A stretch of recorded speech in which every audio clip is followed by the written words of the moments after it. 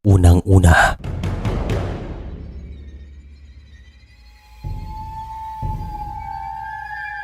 ang ilan sa mga Pilipino ay mahilig sa mga kwentong kababalagan. At mayroon akong ikukwento.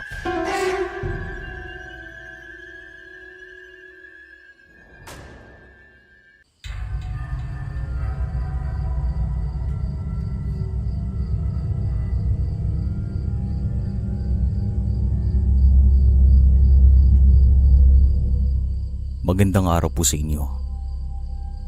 Itong karanasang ito ay nangyari sa isang baryo na matatagpuan sa Capiz way back 1980. Itago niyo po ako sa palayaw na Janjan. Sa mga panahong ito, ako ay nasa 11 taong gulang pa lamang.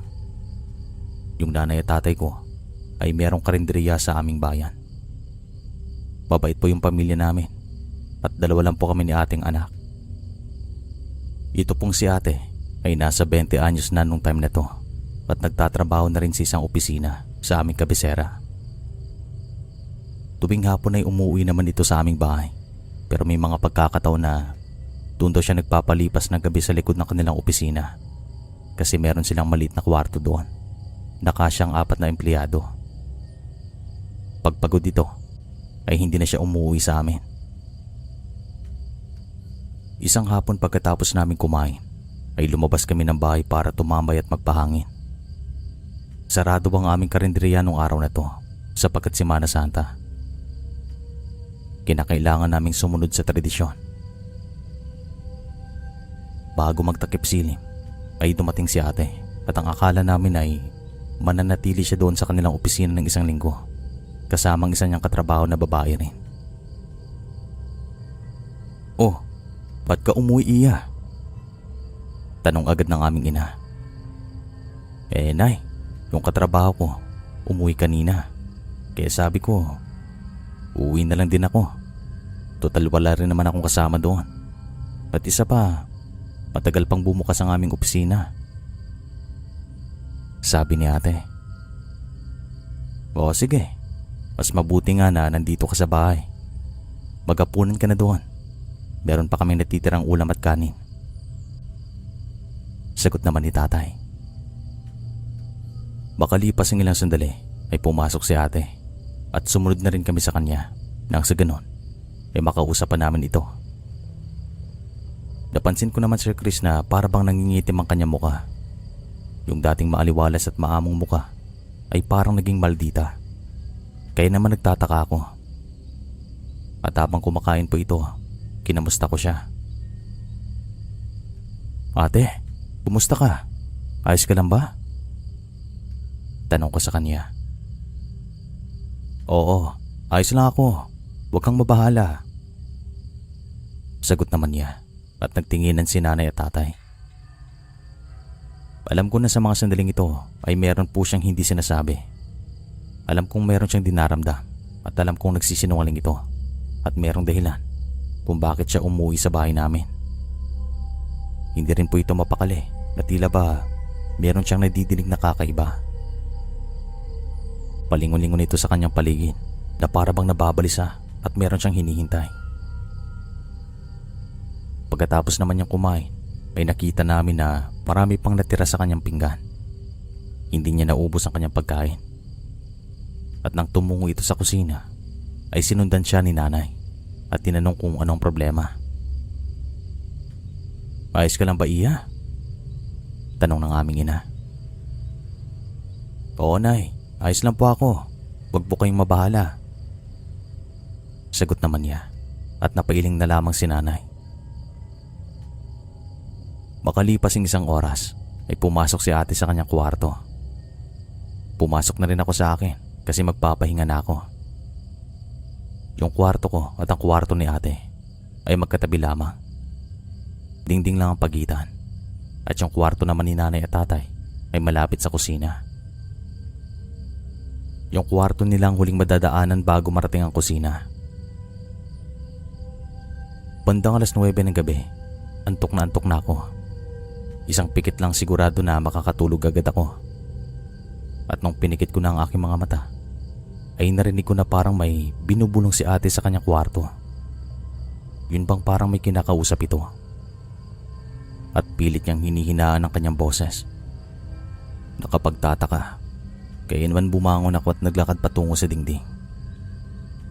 Nakinig ako ng mabuti at dito ko nga nakumpirma na meron siyang kinakausap. Ate, ayos ka lang ba dyan? Sino ang kinakausap mo? Tanong ko at narinig ko na bigla itong huminto sa pagsasalita. Hindi po siya sumagot at narinig ko ang langit-ngit ng kanyang kama na para bang may bumangon at tumayo. Walang ano-ano ay isang pagaspas ang narinig ko mula sa kanyang bintana. At nang dahil naman dito, napagpasyan kong puntahan siya sa kabilang kwarto kasi may kutob akong hindi maganda. Pagkarating ko sa pintuan ay agad ko namang tinulak ang pinto at nakita ko siyang nakahiga. Nakapikit ang mga mata at parang tulog po ito. Napakamot naman ako at nagtataka kung sino ang narinig kong nagsalita o bumubulong nung nasa loob ako ng aking kwarto. Nakita kong nakabukas ang kanyang bintana tapos yung sinag ng buwan ay pumapasok sa loob.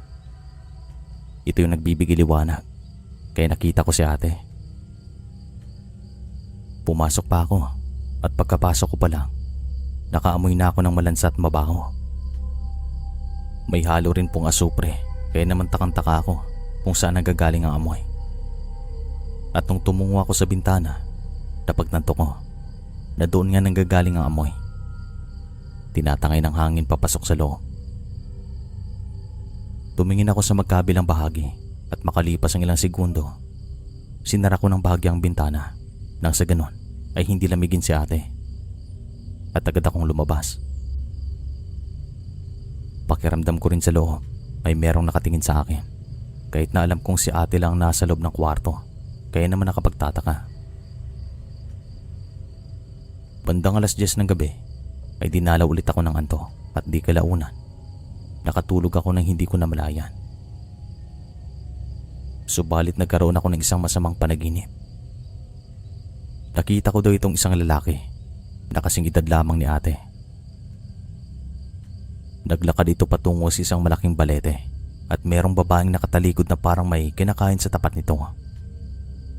At nang marating ng lalaki itong balete, ay kumain din siya ng kinakain ng babae. Tinitigan ko po yung babae at napagtanto ko na parang si ate ito. Medyo malayo pa daw ako sa kanila kaya naman naglakad ako ng dahan-dahan.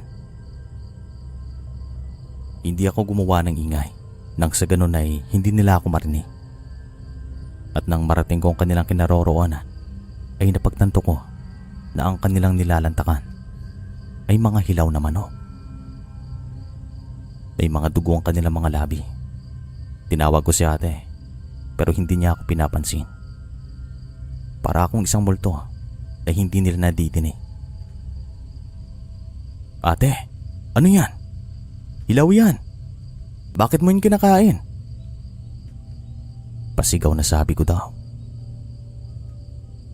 Pero ni isang beses ay hindi lumingon si ate sa akin.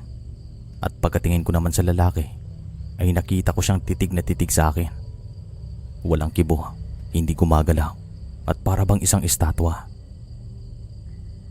Nang dahil naman sa kinikilabutan ako ay agad akong lumayo sa kanilang dalawa at sabi ko daw tatawagin ko si nanay at tatay at ipapaalam kong tungkol dito.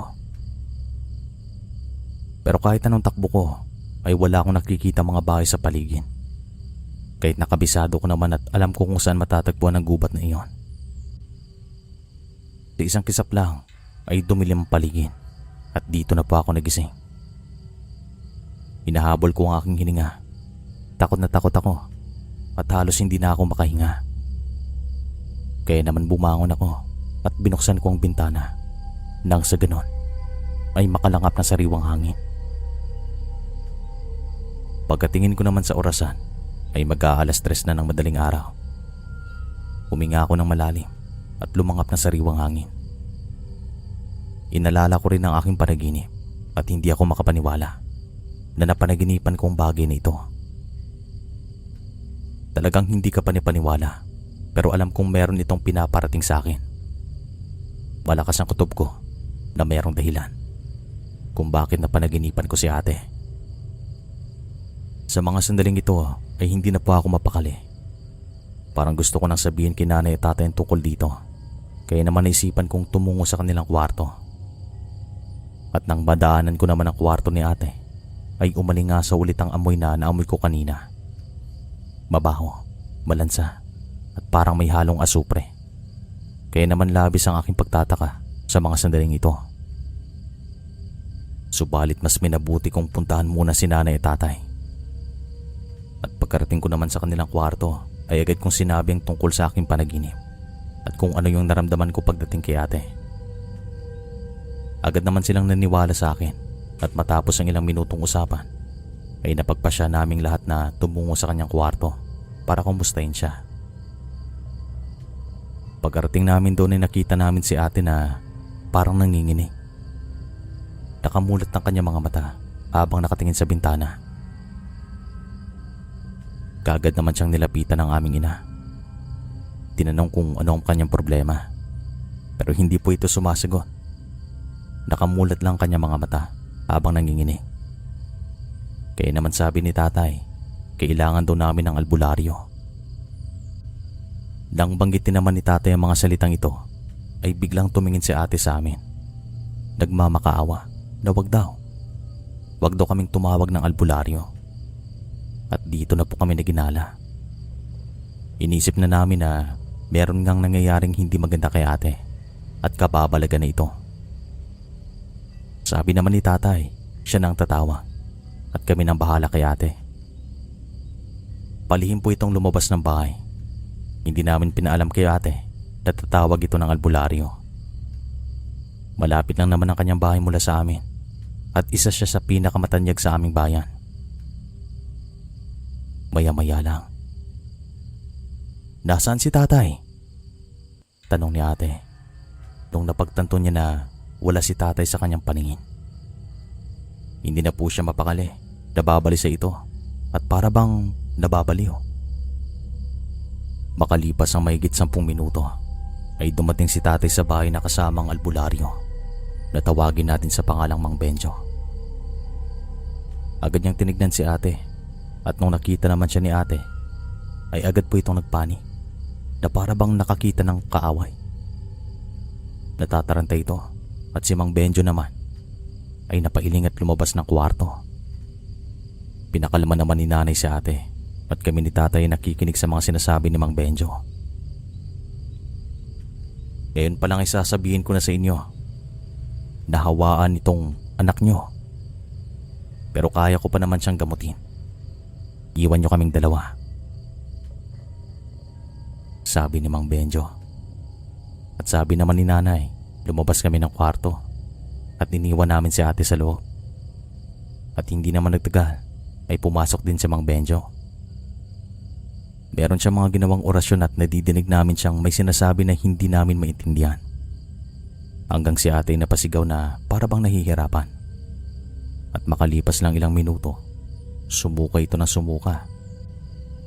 Nakakaawa pero tiniis namin ito nang sa ganon ay magamot siya ni Mang Benjo. At maya-maya lang, pumasok kayo dito. Pasigaw na sabi niya. Pumasok rin kami at nakita namin si ate na pagod, mahina ang katawan. Agad namang pinahiran ni nanay ang bibig ni ate at nakita pa namin na merong maliit na sisiyaw ang kamay ni Mang Benjo. Agad naman niya itong binalot ng tela at sabi niya siya na lang daw ang bahala sa sisiyaw na ito. At wala pang kalahating oras ay nakatulog agad si ate. Sa kalagitnaan naman ng aming pag-uusap ay nakarinig kami ng kalabog sa bubong ng aming bahay at pinaghahampas ito ng kung ano man ang nandoon. Para bang galit na galit ito sa amin.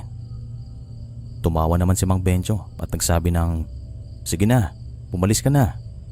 Kung ayaw mong lalabas ako. At alam ko kung anong relasyon nyo." Kami naman ay nagtataka kung ano mang ibig sabihin ni Mang Benjo. Kaya naman agad siyang tinanong ni nanay kung ano mang kanyang ibig sabihin. Dito na niya sinabi na posible na yung gustong humawa kay ate ay walang iba kunding kanyang nobyo. Dito namin nalaman ang katotohanan, pero wala pang sinasabi sa amin si ate na meron pala siyang nobyo.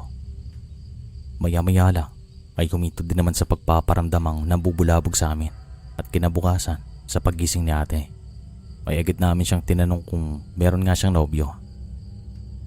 At sa mga sandaling ito ay parang nahimasmasan po siya at bumalik sa tamang pag-iisip. At nang tanungin nga namin, tama nga si Mang Benjo, meron nga siyang nobyo. Hindi ito nagkamali. Inamin niya sa amin, kaya naman napailing si tatay at hindi makapaniwala na kaya magtago ni ate ng lihim sa amin. At siguro takot na po siyang malaman ni nanay at tatay ang katotohanan, at baka ayaw lang niyang mapagalitan. Pagkatapos ng karanasang ito ay hindi na rin po kami binulabog sa bahay. Hindi na rin nakita ni ate ang kanyang nobyo, at ayaw niya rin itong makita kahit kailan. Hanggang dito na lang po ang kwento. Maraming salamat sa inyo.